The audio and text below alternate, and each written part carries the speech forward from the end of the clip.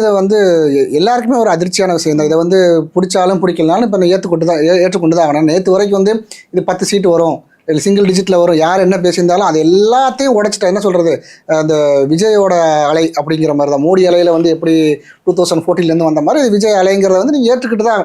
எனக்கு பிடிக்கல, நான் வேற ஒரு பார்ட்டியில் இருக்கிறேங்கிறத விட என்ன சிச்சுவேஷன் நினைக்கினா அதை ஏற்றுக்கொண்டு தான் நீங்கள் ஆகணும். ஏன்னா இவ்வளோ பெரிய எல்லாரோட எக்ஸ்பெக்டேஷன் ஏதாவது ஒரு 10 சீட்டு வரும், இல்லைனா வந்து ஒரு 10-20% ஒரு ஓட்டை பிரிப்பாருன்னு பார்த்தா அது ஒட்டு மொத்தமாக அடிச்சுட்டு வந்த மாதிரி இருக்குது. அந்த ஓட்டு எங்கேருந்து பிரிச்சிருக்கிறாங்கன்னா திமுகவில் இருந்து தான். இதை நான் லாஸ்ட் டைம் நான் எங்கள் டைம்ஸ் ஆஃப் இந்தியாவில் நான் பேசும்போது நான் சொல்லியிருந்தேன், ஏன்னா இதை நான் எப்படி எனக்கு தோணுச்சுன்னா இது வந்து கம்பல்சரியாக ஒரு பெரிய லெவலில் நான் வந்து 20% வரைக்கும் தான் சொல்லியிருந்தேன். பெரிய லெவலில் ஓட்டை பிரிக்கிறேன். எங்கள் ஊர் வில்லேஜில் வந்து அதை நான் பார்க்கும்போது இந்த வில்லேஜில் இத்தனை பசங்க தாவேக்காக நம்ம ஊரில் அந்த பசங்களை பார்த்த மாதிரியே தெரியலையே, அவங்க இருக்கும்போது இதே தான் நான் சொல்லியிருந்தேன்.